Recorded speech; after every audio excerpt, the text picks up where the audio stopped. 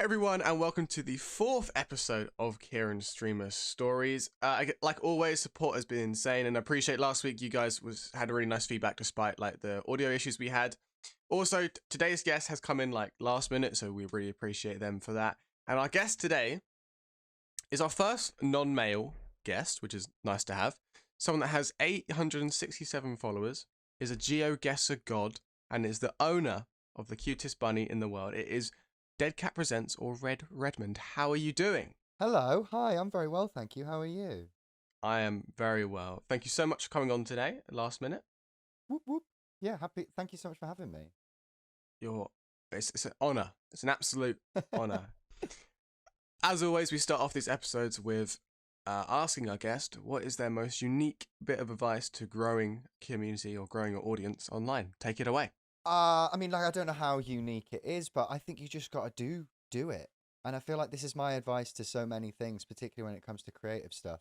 I think people sit down and they they work out their plan and then they get all consumed by their plan rather than like just doing it. Like sometimes you can't plan out of making mistakes or do you know what I mean? Like you have to just like get stuck into it, make those mistakes, have those experiences, and just work through it.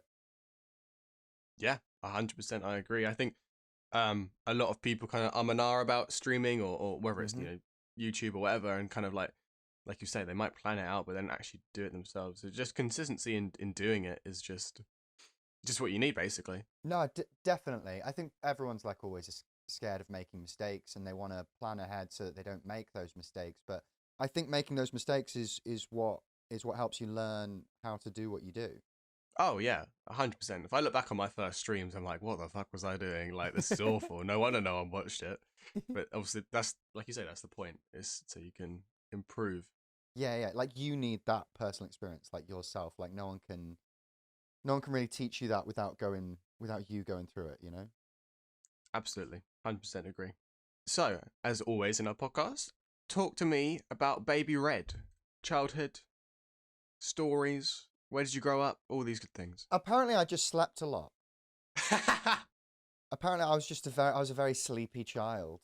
Very sleepy Like baby. even at like family gatherings, like I have vivid memories of like being at like super important family weddings, and then it just getting to 6 p.m. and me going like, "Well, I'm going to sleep now."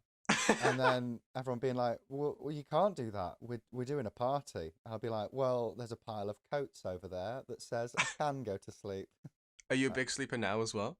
I do. I like to sleep. I keep a solid 8 hours. A lot of people, they try and cut sleep, and I feel like that's always a schoolboy error. I feel like it's one of the fundamentals of life. You need a good few hours of sleep. I think that's very true. I think a lot of people try and run on like 4 hours and pretend it's okay, but it's Yeah, not. It's not. absolutely. I mean, that's what Thatcher did, and look what she ended up doing. Do you know what I mean? Being one of Jay's biggest fans, yeah. So it's probably a win, really. Um, listen to last episode if you don't understand. All I'm saying is, if you do only have 4 hours of sleep a night, you're probably going to try and close the mines. So, am I right in saying that you grew up in Manchester? No, I grew up in the Midlands. I've lived in Manchester for 12 years or so. Like basically when I went to uni in Manchester and I've stayed ever since I've been in uni, but like I grew up in Derby, Ah, in the Midlands. what did young Red get up to in Derby?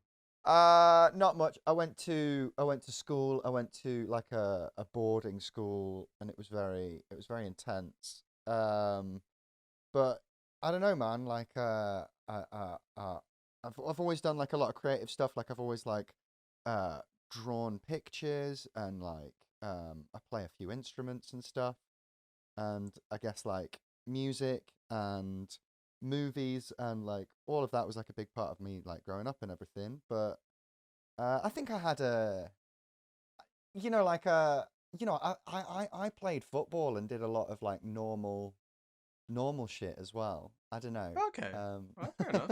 I did not know that about you actually. I didn't know you played football. yeah, a lot of people say this about like my girlfriend recently found out that I played football, and it was like a big thing. She was like, "What do you mean that you played football?" And I was like, "Well, I'm a Homo sapien. I'm a Homo sapien. Of course, I played football.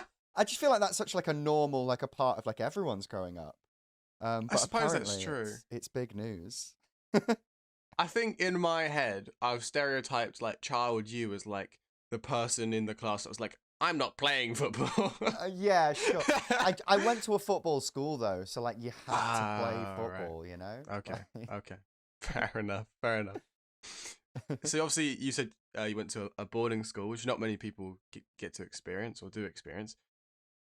yeah. What is that like? Like, how did you find it? What is it?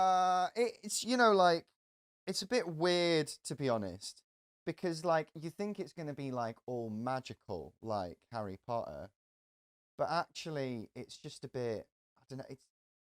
It's if it reminds me of anything that I've seen on a telly, it's like the news. Like it's dead boring and everyone's wearing a suit. All right. Like it's Yeah. just a bit. It's a bit repressed. Like it's a bit. I don't know, man. Like it's a bit serious. You Oh know. yeah. There's a lot of people there that are dead certain that they're gonna be something, and then they just end up working for their dad. That's like a running theme, I think, of boarding school. But all in all, like I don't know, like I suppose I can like if you have like specific questions, I can answer them. But like I suppose I find it difficult to answer just because like I went to a boarding school for the majority of my school life, so I don't really like know much different, unfortunately. No, yeah, fair enough. I was just curious for a bit of an overview, but um, did you live like with other people, or did you have your own little separate room? Like, So basically, how it works is like as you grow up, you get like a bit more privacy. So like when you first like my first year at boarding school, I think I shared a room with like five other guys. But then like as I grew up, um, in like sixth form, like lower sixth, I was sharing with like one other person, and then in like final year, like you had your own room. Um, but yeah, like I think you sort of like the idea is that you are allowed more and more privacy and um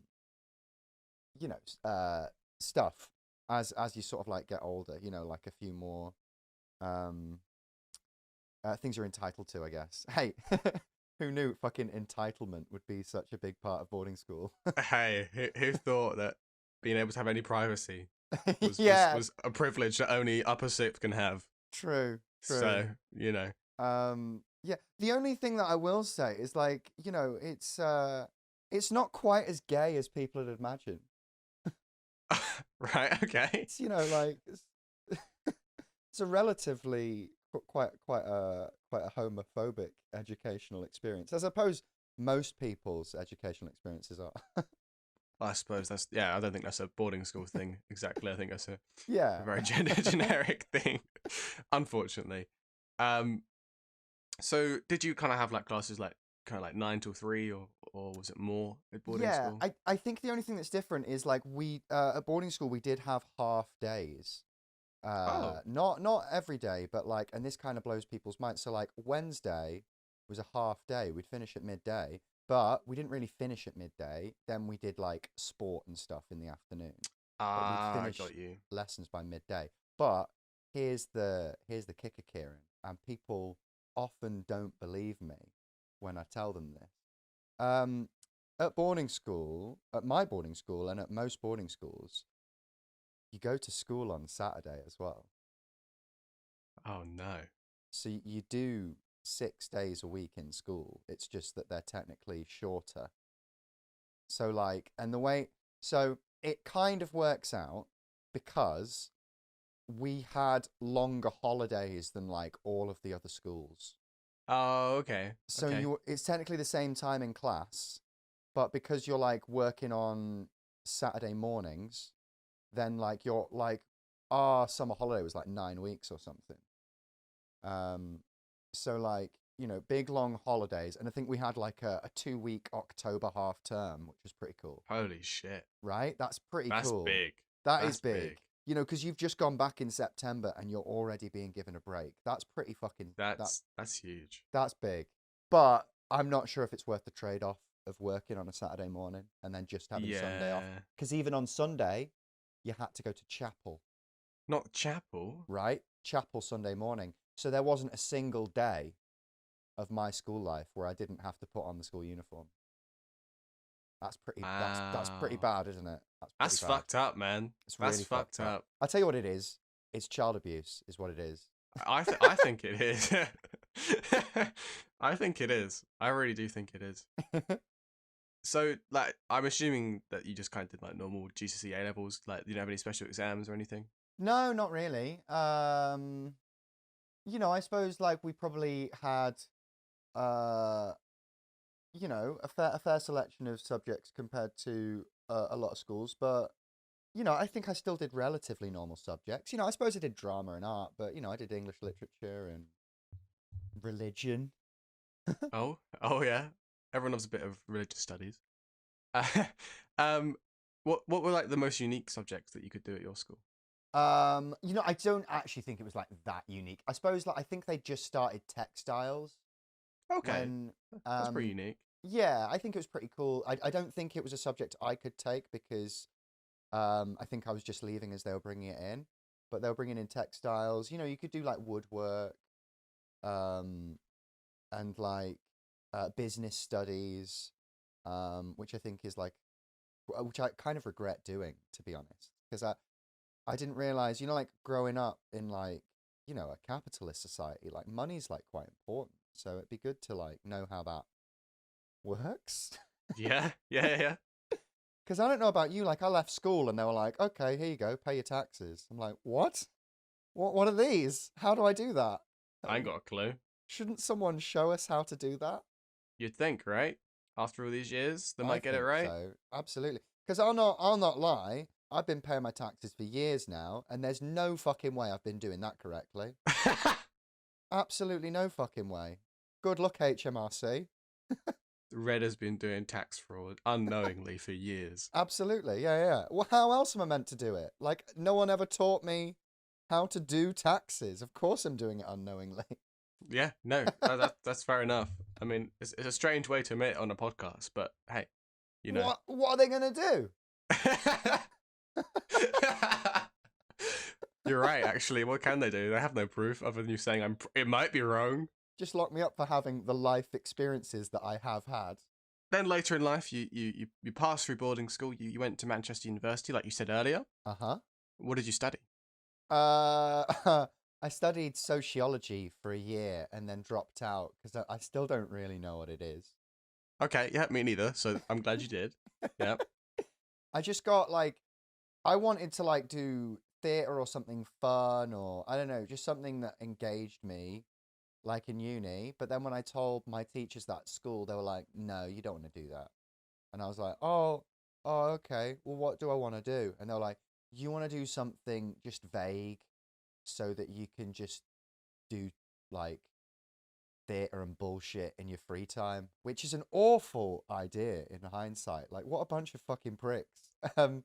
Like, I find it so crazy, like how bad like career departments are. And I went to like a good school. Could you imagine like career departments at like other schools? Like, they must be telling you like because I was told objectively awful advice. So I don't know what advice they're giving people in like, you know, like an academy school or whatever. Are they just sort of being like, I don't know, mate, why don't you just jump out a window?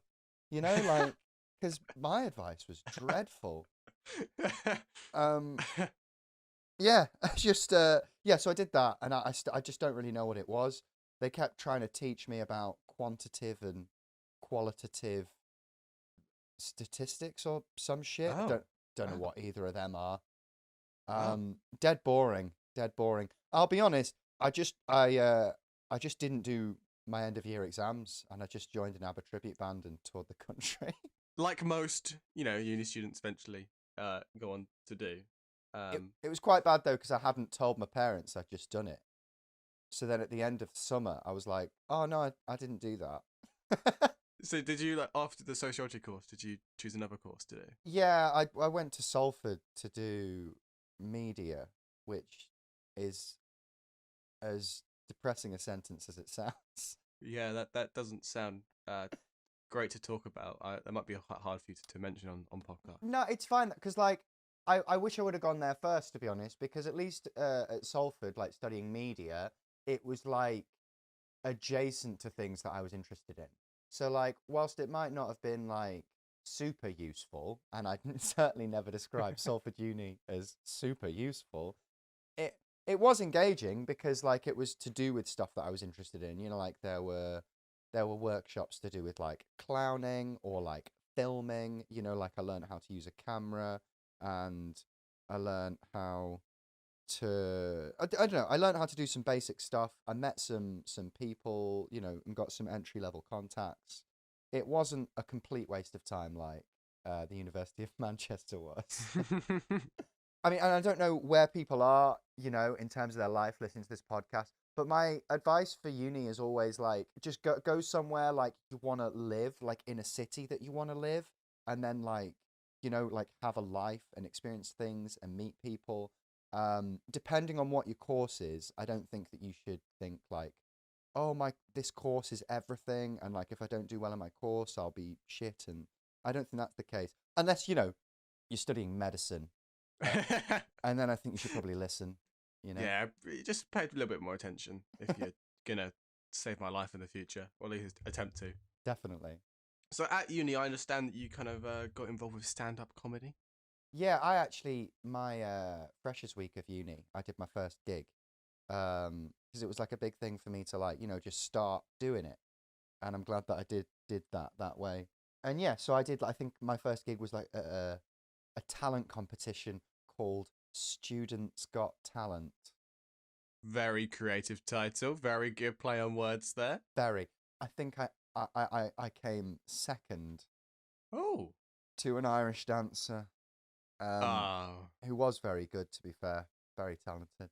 But I think a lot of stand-ups have the same story where they're like their first gig went really, really well, but then like their second gig was just the worst thing they've ever done. And I think I definitely have that story. I have before googled a little bit of your old stand-up. There's a few videos online. Oh yeah, they don't take them down. No, they don't. They don't take them down just in case you get famous. Yes, right. Which, you know, Yes, yeah. I don't think that's going to happen with me. So they're just going to keep it up to embarrass me on my future podcast appearances. Basically, yeah. So if you want to go watch that, just Google Red Redmond on YouTube, and there'll be a few videos there. I don't want to talk about your worst comedy performance because I think that's a very generic question, and I want to keep you on board for the rest of the podcast. I reckon there are some boys out there that fancy themselves as stand-up comedians. Oh yeah. Should they get involved?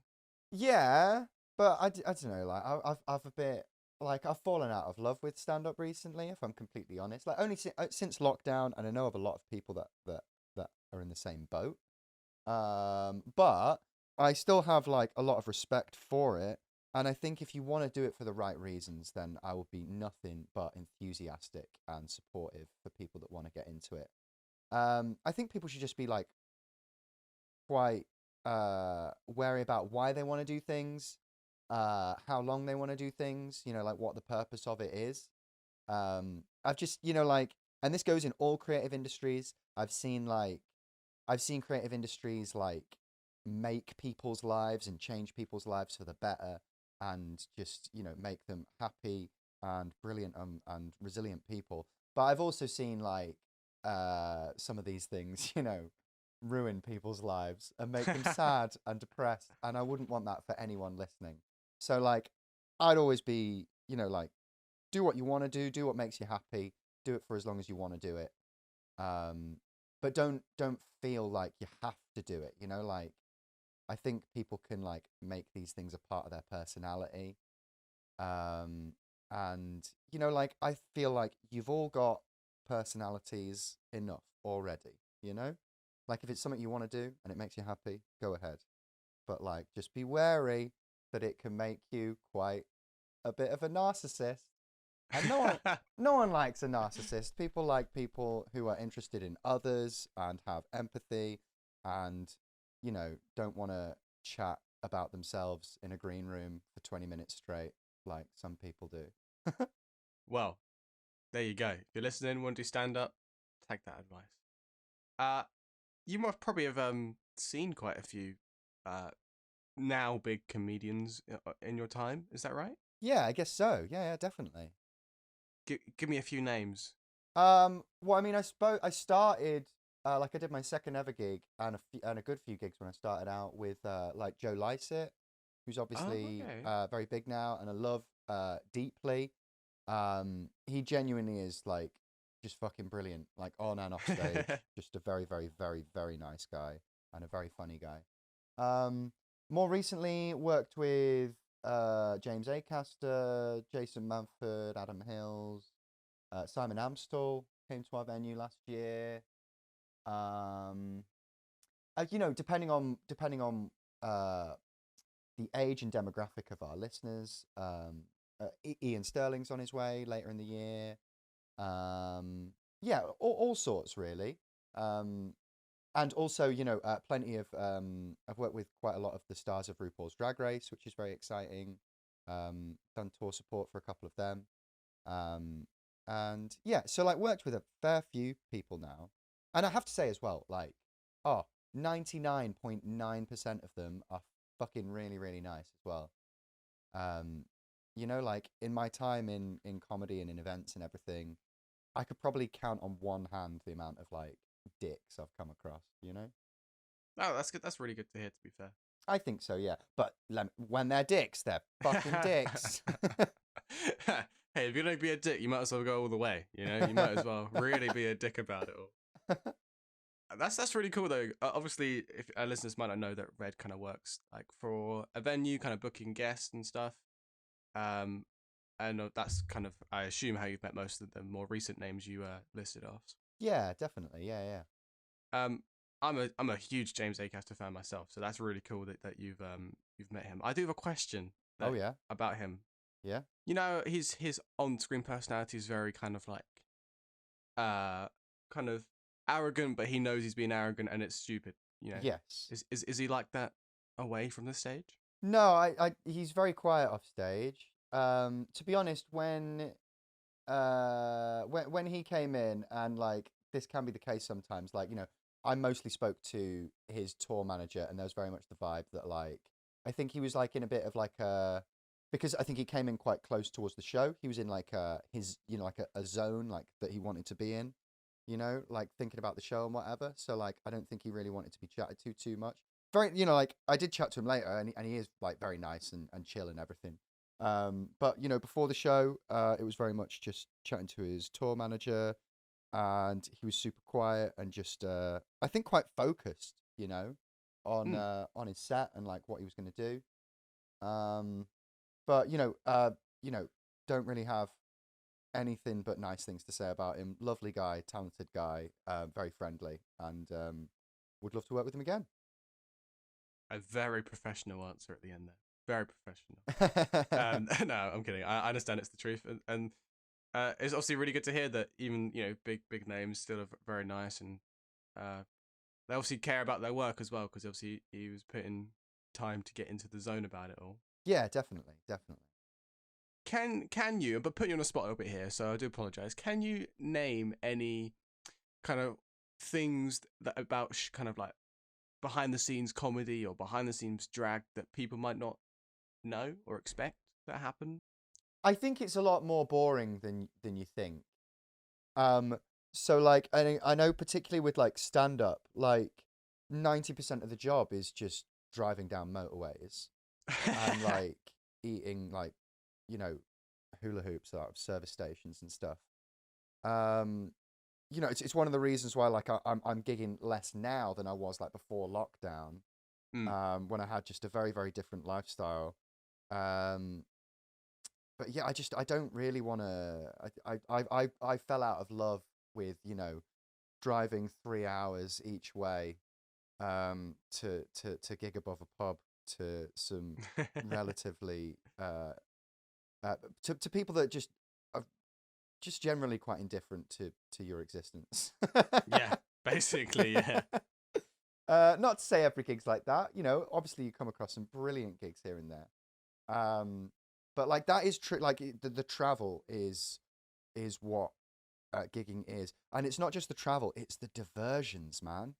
Because they do all the motorway diversions at night, because that's when they think Oh. people aren't using the roads, but that's when you're using the roads if you're a stand-up, you know. So like literally, you'll leave a gig, and then they'll like be bringing in the diversions. You'll be like driving home, and they're like, "We're just closing this road right this fucking second as you're approaching it." And then you have to like go down some fucking A road bullshit um, to get home.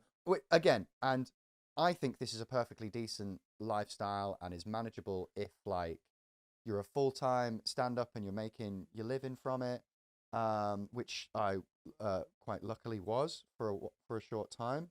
But if you've got like a part-time job or a full-time job even paired with it, that's when it becomes really hard. And I've seen some people have some pretty intense work routines to keep it going.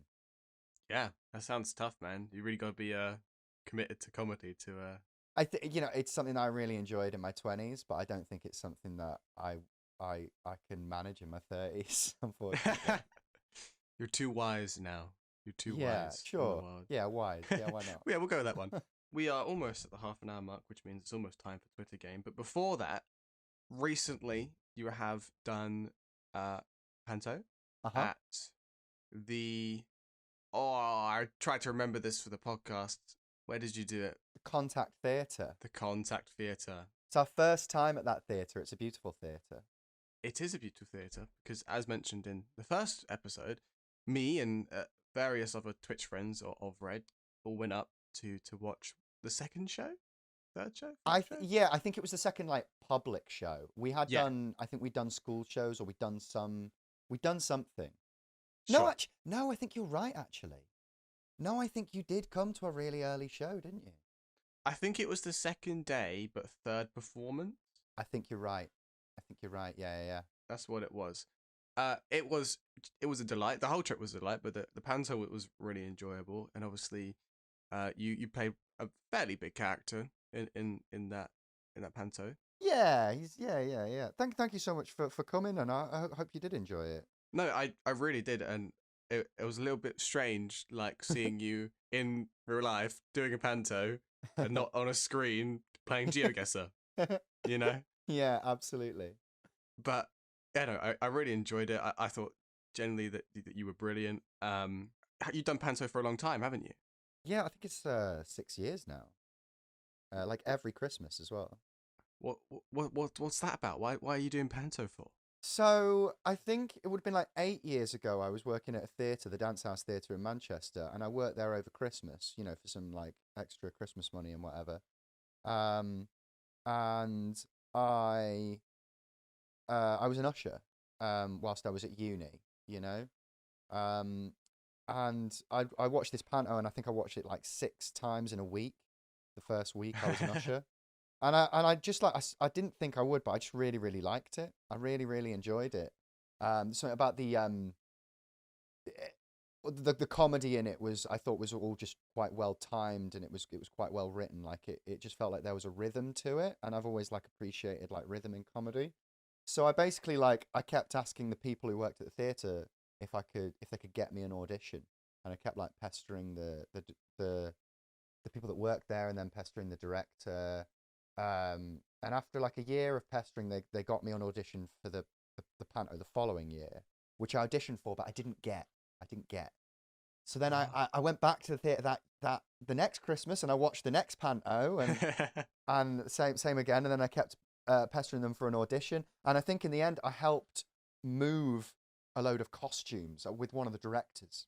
Like, so I had like half an hour with them in like the costume area, and I just kept chatting to him about panto, about like because I'd done a little bit of panto as well, and I just kept like bothering them, and eventually I got another audition, and then I got that audition, and then I've been like a main cast member ever since, and that was So it's been like 8 years since I saw the first Panto, and then like 6 years since was in the cast.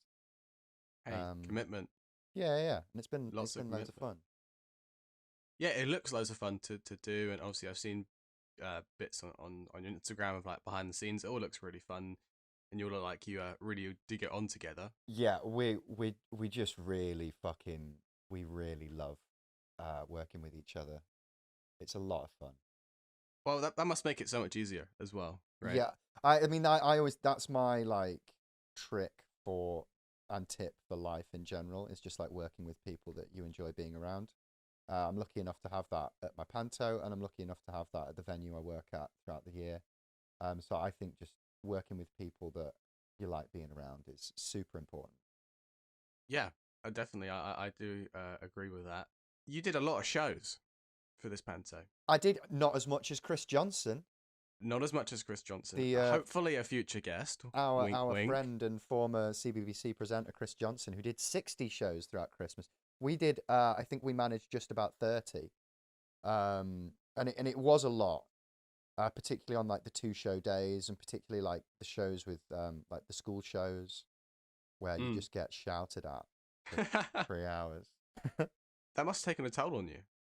Yeah, it does. I mean, like, I'm lucky enough to, I have my work where I work throughout the year are quite understanding, and I take a week off before panto, and I take a week off after panto, to recharge, and then it's all good, isn't it? Like it's intense, but like it's very rewarding.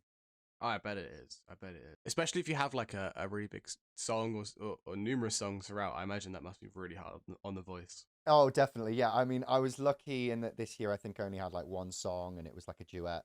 But the last one we did, I had to do this. I was Red Riding Hood, and I had to do this stupid voice throughout all of it because she was like, she was meant to be a 13-year-old bratty teenager.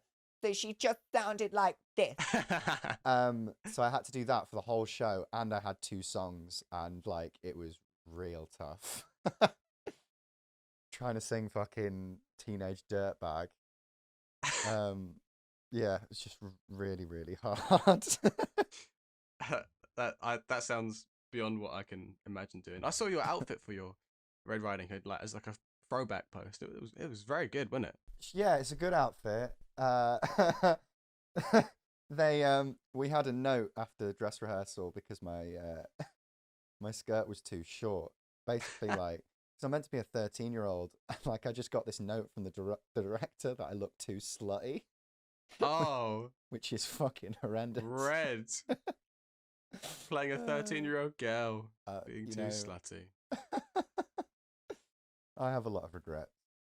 Is there like a shout out to your panto group that you could do so people are aware for next year's one? Absolutely. Shout out to 8 Freestyle, which are the company that we work with. We'll be at the Contact Theatre next year with a very, very special production, which I do not believe I'm allowed to share yet. But this could be our greatest panto yet, okay? I don't say that lightly. I think so far, Goldilocks 2019 was our greatest panto, but I think this could take the title. Really excited to do it. Yeah, and also it'll be the first panto that I've done twice. This specific panto was the panto that I did first on 6 years ago. Yeah. And so we're doing it again with a fair few changes, and I'm very looking forward to it. So we'll be at the Contact Theatre. I'm sure tickets will be available soon. Well, there you go, guys. Get on it. Follow them on all the socials and make sure you're there to see it because it is a fantastic time. And I'm sure that me and all the others will come up and see it again this year. At least I hope that's the case. Absolutely. Yeah, definitely. Because it was a delight last time. Now, time for the moment we've all been waiting for, really. The Twitter game. I'm worried. Now, Red Redmond. Yeah? You have tweets going back to 2009. Oh, no, that's dreadful. But I didn't include any of them. Oh, okay. I've got tweets that range from 2011 to 2014. Right. And all I need you to do Yeah. Just fill in the blank. The blank might be more than one word or, Oh no. a few words. And that's all I need you to do. Okay, sure. All right? I can do that. Your first one. Yeah. You are quoting someone, Okay. and I want you to tell me who quoted it. Okay. Now, but before we do the Twitter game, I've, I've grown. I'm a better person than I once was. Spoken like someone who is scared of about what is about to happen. Right. Question 1. The quote is, "Life's too short for shit jam." Who said it? Life's too short For shit jam. shit jam. I mean, it does sound like something my mother would say. That is absolutely right. Is it? That is your mum, yeah.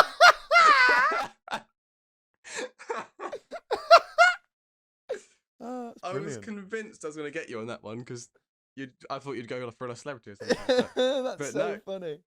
That's amazing. You got it. Yeah, it was your mum in December 2012. Interesting. That's when that was. Interesting. Next one. Sure. Question 2. I want to piss in the open mouth of blank. Oh, I feel like I remember this one as well. Who do I want to? Could I get the year, please? The year is 2011. 2011, and the date? It is December. I don't have the exact date. But December 2011. So I would have been 21. 21-year-old Christmas. I want to piss in the open mouth of. I don't know the answer. I think I'm gonna guess that it is Nigel Farage. Good guess, but it was Piers Morgan. Yeah, fair enough. Yeah, fair enough. I wasn't sure if you liked Piers Morgan and it was a piss kink, or if it was as a bad thing. So yeah, I think that's a bad thing. I think it's a bad thing as well. Question 3. I'm in an abusive relationship with blank. I'm in an abusive relationship with. It'll be something silly. This is in June 2014. June 2014. Is it just like chicken? No, it's not. No, it's not. I'll give you an extra hint. Go on. It is a TV show. Oh, okay. A TV show. Okay. What would I be watching a lot of then? I'd be watching like a lot of. Was this when I binged all of Entourage, which I hated, by the way? No, it's not Entourage. What is it? It's Game of Thrones. Yeah, fair enough. Okay, yeah. Big Game of Thrones fan? Yeah, you know what that would have been as well? I think I would have tweeted that after, like when the Mountain fights Prince Oberyn. That. Never seen it, so I don't know. Oh, mate. That upset me for 2 weeks straight. No, and I'm not exaggerating. I physically remember being upset for 2 whole weeks. Wow. It was good television. I think people forget how good it was when it was fresh and new, and I don't know. Yeah, people have written it off because I've heard the last season wasn't very good. Yeah, I think it's crazy like how quickly that fell out of like the cultural zeitgeist. All of a sudden, like everyone was talking about Game of Thrones, and then no one was talking about Game of Thrones, and I can't remember the last time something that it happened that dramatically. I don't know. I know like people had high expectations for DC at some point. Yeah, true. And that That's fell off true. quite quickly as well. Yeah, that is true. Question number 4. Blank are cunts.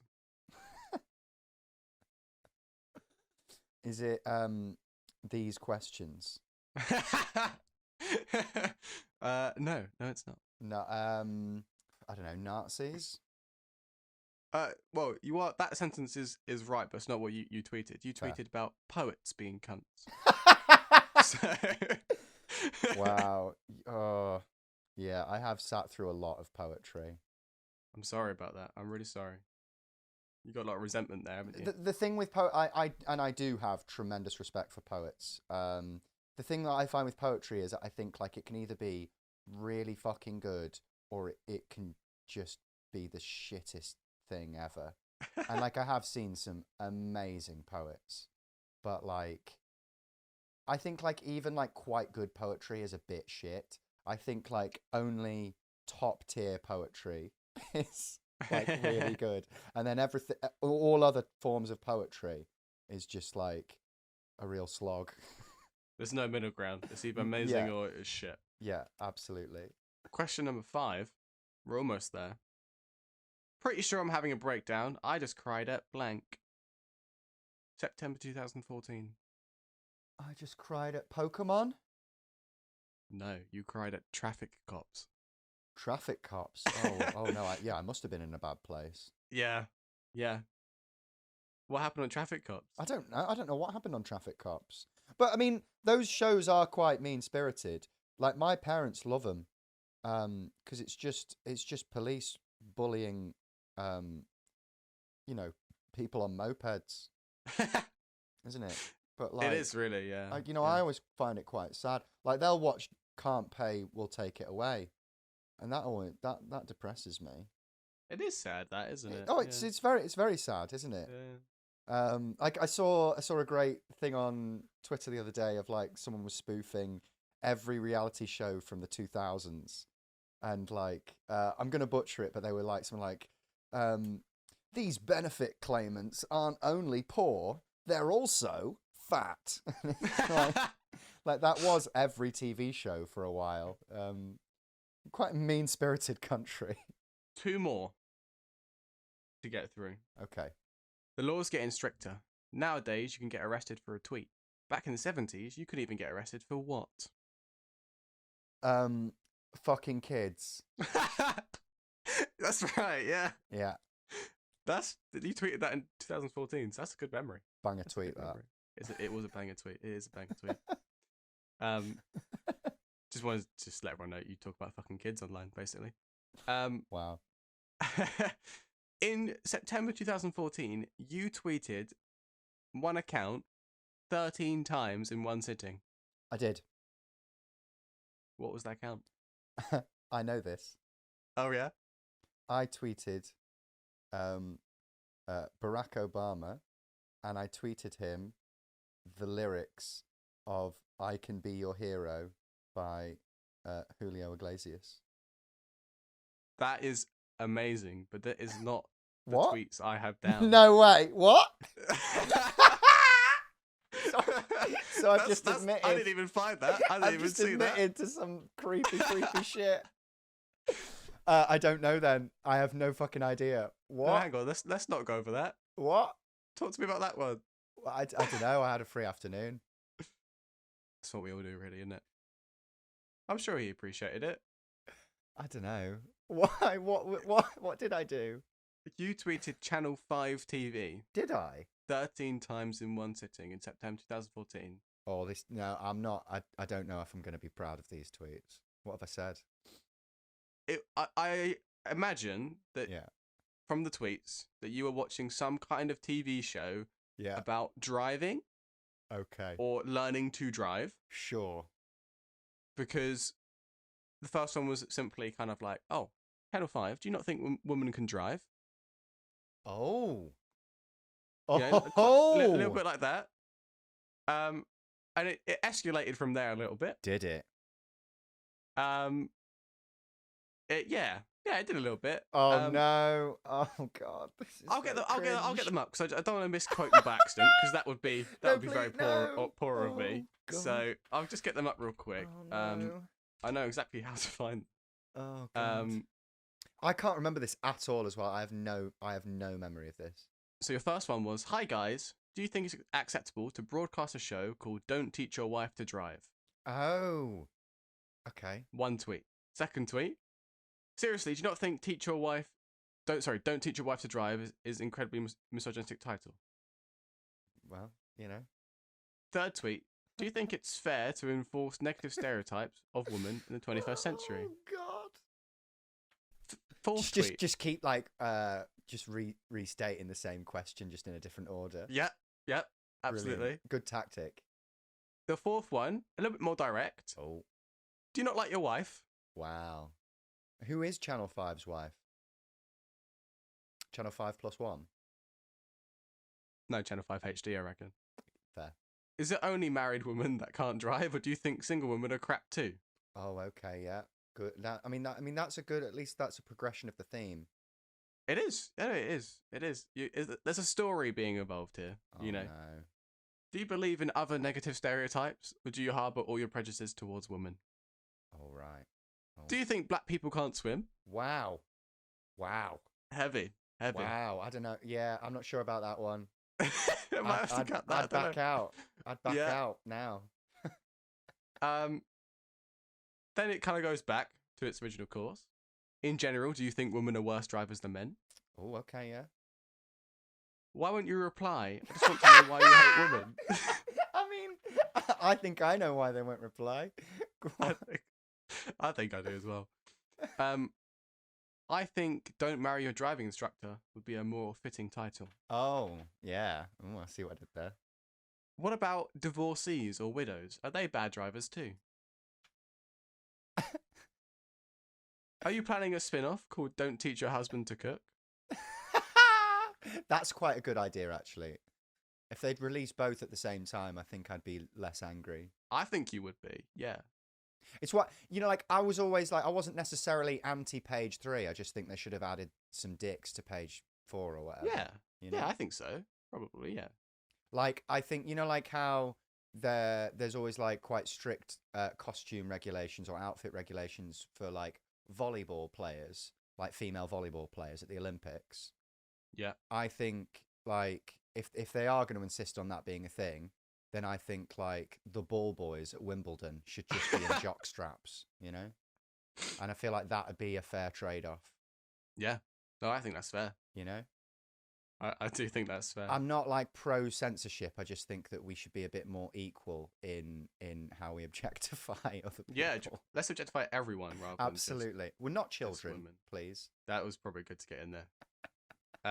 The last tweet was tagging Channel 4. Right. As well. Saying, okay. Guys, Channel 5 won't reply to my tweets.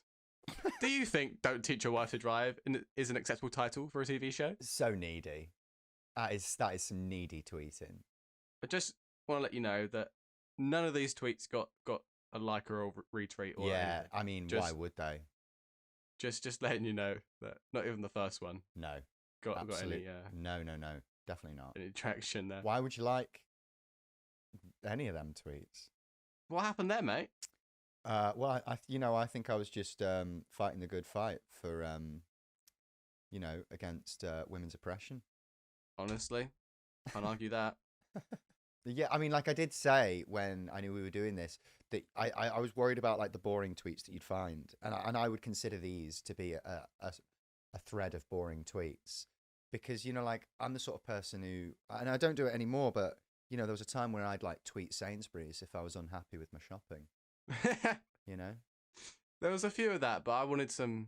Yeah, you wanted some juicy shit. Juicy, yeah. You tweeted Barack Obama quite a few times in your time, haven't you? Have I?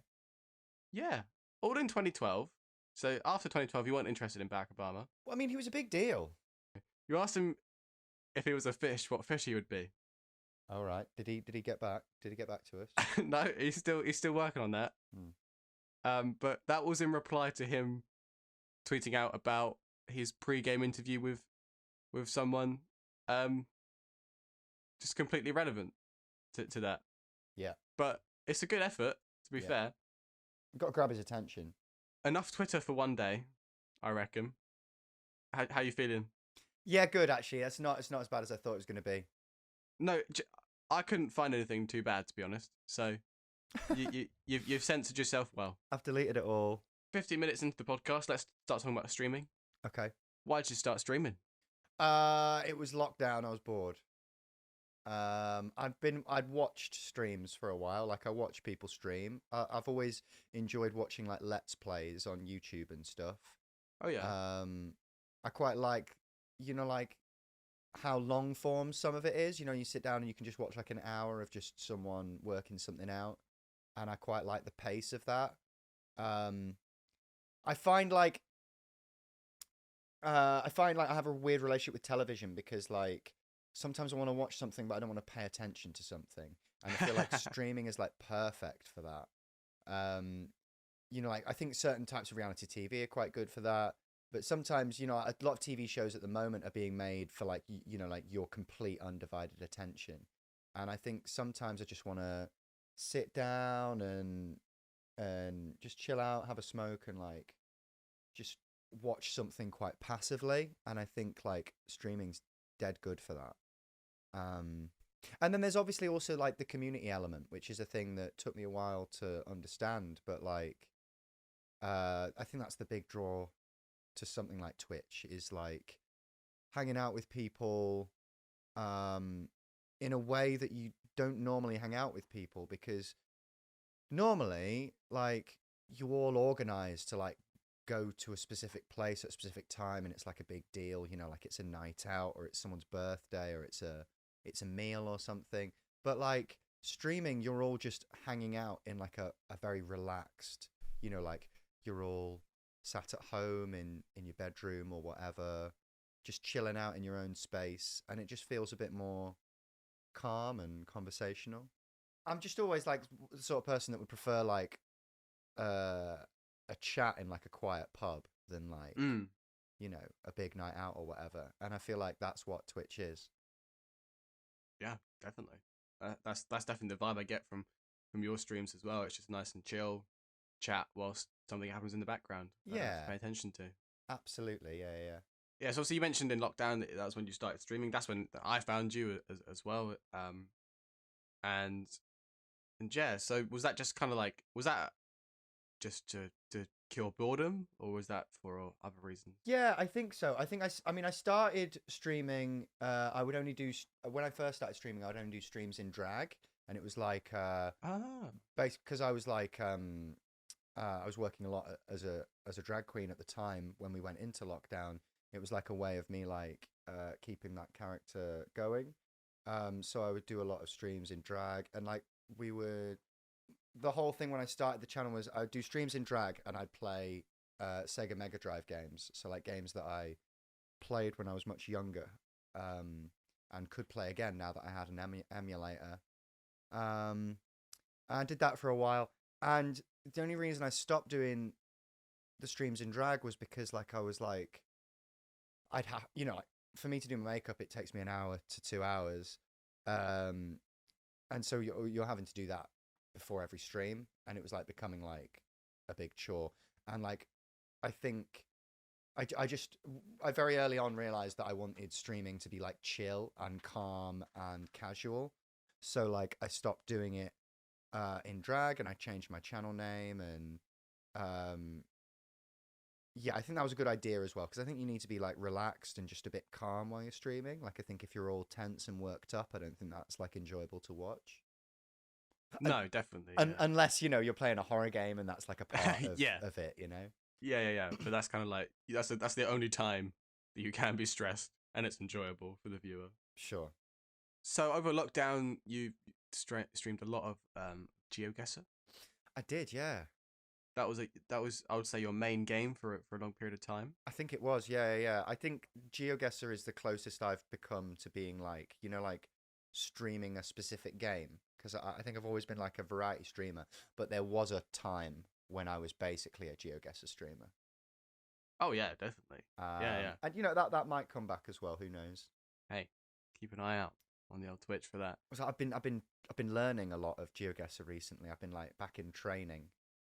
I've heard about this. I'm not amazing at it, but I'm learning it again, and it does still do quite. It's got quite a good like viewer base still on Twitch. I find it's a game that I can chuck on, and you know people who've never chatted in chat will hang out and follow. And I always find that I think I've got to a stage in like Twitch where like I don't see as many new people in chat as I used to, and I think that sometimes comes down to the game that you're playing. And so I think Geo is quite good for finding new people.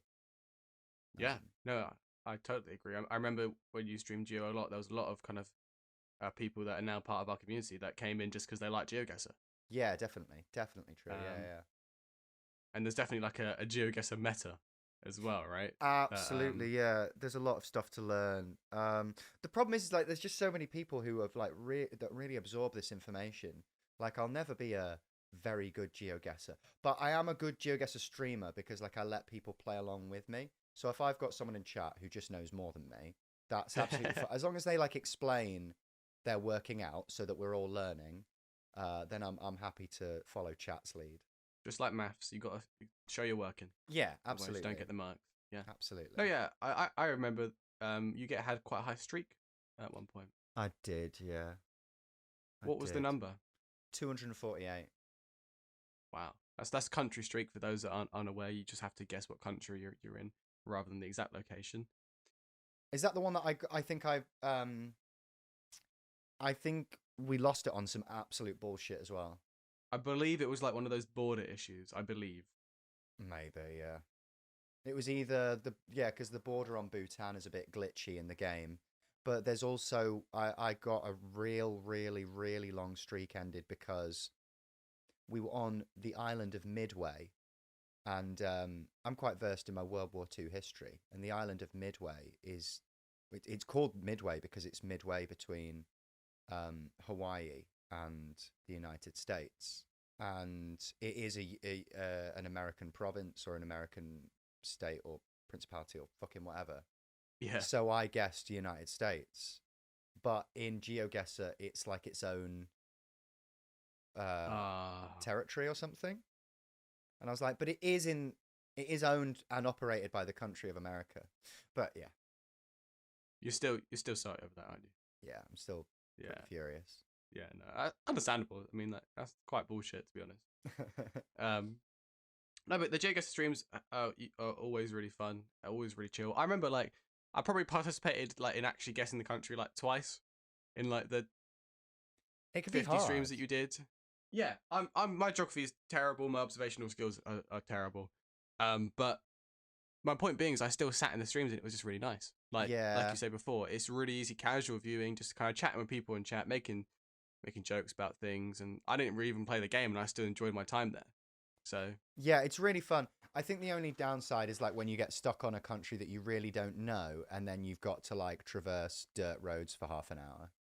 That does suck. That's when it drags, and there's a lot of them. There is a lot. They put you in the most random locations sometimes, for sure. Yeah.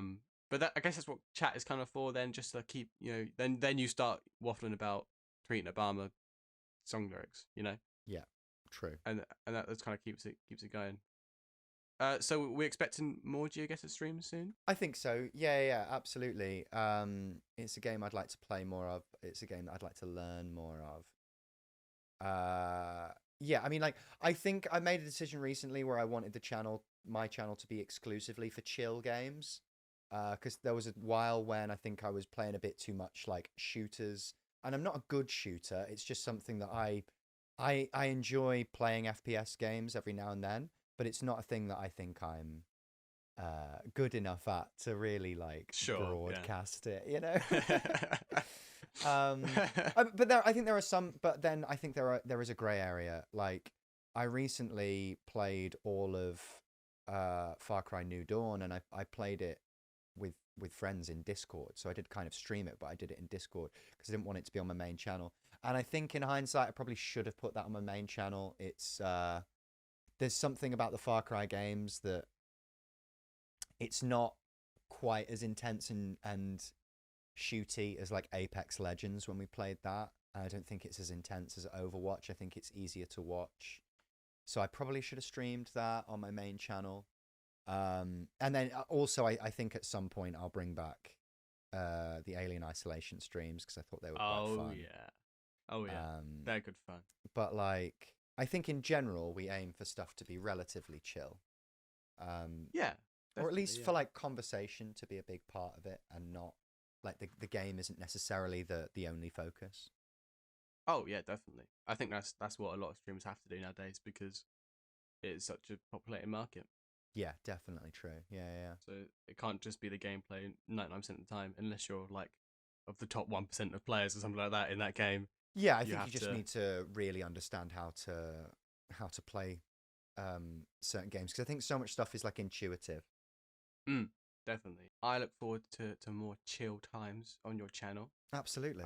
I think games like Far Cry, as much as they are technically first person shooters, they're much more kind of story driven and like much more single player, Yeah. and it's much slower. Like you can take your time. It's open world. Whereas Apex is like, there's this guy here, shoot him. Oh, I've missed chat. Like, That's so true. Yeah, I think I might, when it's more affordable, maybe I'll do a playthrough of Far Cry 6, because I know that's been out recently. yeah. But I'm gonna wait for them to fix a few more glitches before I get a hold of it. Well, I've heard Cyberpunk is good now as well. I've heard they fixed that. I Yeah. think obviously it bombed on drop because there was it was basically unplayable. But I think they've done a big patch recently, and I was listening to a streamer the other day. He said they've been playing it in the meantime. They said it's alright now. Said it's fun now. Well, there's a lot of games that they've, managed to pull back from being basically unplayable. Oh Like yeah, No Man's Sky, oh yeah, is obviously a much better game. I mean, I still don't really like it, but I hear from people that enjoy it that it's, miles better than what it used to be. And also, I noticed a lot of people are still playing Project Zomboid, and I mm, believe that had a really, really dodgy launch as well. But that's a perfectly reasonable game. yeah, it definitely is. I've seen a lot of people playing that recently. I think it's kind of blown up a little bit again. Yeah. Uh, last little point for today's episode because I have a lecture in half an hour. Ooh. Um, that I don't know if you've seen this because I didn't know about this until I googled for it yesterday. Twitch have released a new ads incentive program. Okay. Now, for listeners at home and perhaps Red who is unaware, this is basically where Twitch offer. So at the moment, it's select affiliates and partners, but I assume they're going to broaden this. They say, right, for this month, we're going to pay you X amount of money if you stream these amount of hours, and it's like a mini contract. In this agreement, we're going to run these ads so often. Yeah. So this salary for these amount of hours streamed, and we're going to run this many ads per often per agreement. There is no like set value. It's based on per streamer. But the idea is that you get a consistent wage. You know how much you're earning that month, rather than it being based off how many subs you get or donations, or I have heard that some ads are worth more than others to run, even though you have no control over what shows up. Is that the direction for Twitch? I mean, I hope not. Like, I think I think the advantage of, like, with Twitch and stuff is, like, you put in whatever hours you want to. I feel like the freedom is quite important to it. Obviously, like, how much you earn is tied to that. Like, if you're not streaming as much, you're probably not going to earn as much. But I would rather that control be completely within the streamer's hands than Twitch start working like a bit more of a straightforward employer, and requesting people do certain hours, and maybe even punishing them if they don't. I just I think it should remain as casual a workplace as possible. And I do feel like in recent years they've tried to, like, make it a bit more like other workplaces, and I think that's the complete opposite of what they should be doing. I think they should be making it, um I don't know, more accessible rather than more restricted. But I'm always going to think this because I'm a smaller streamer. So, like, I have a full-time job. So I can't do this full-time. I can barely do it part-time. I can just I do it for fun. I do it with friends. I do it for my community and all of that.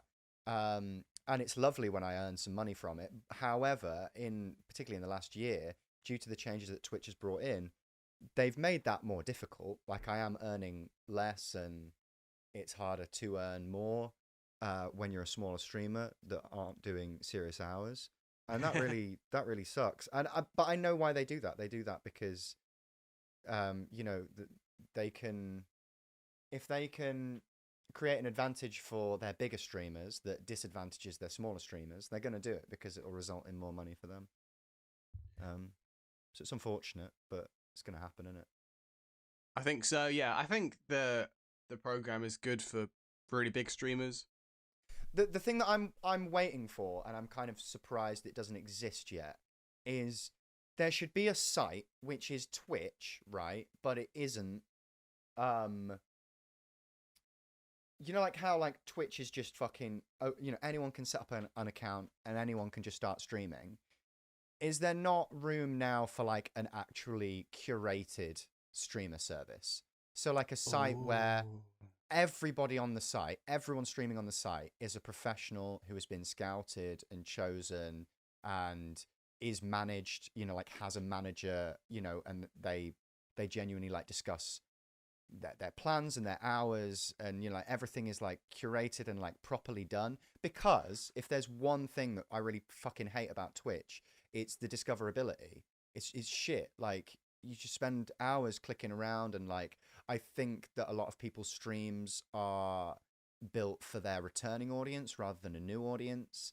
And like I'd quite like it to be treated a little bit closer to TV almost. Now, I'm not saying like it should be exclusively done like this, but I feel like surely there is room for a site to do this potentially well, because like I feel like all of like we've had Mixer, which disappeared and everything, but that's because they were just trying to do what other people were doing. They weren't like, I didn't feel like they had much of a USP. No. And No. I feel like something that was a bit more unique and done properly would work well. I suppose the tricky thing is working out a subscription price for that, because Netflix is £9 a month, and that's like what, like subbing to like 3 streamers or whatever. Yeah, pretty much. Yeah. So like I don't know, maybe what I'm discussing just doesn't make sense financially, but I think creatively and culturally it could be quite interesting. It's definitely an idea that I imagine will be explored, or has, if it hasn't already, kind of in practice. I think it will happen.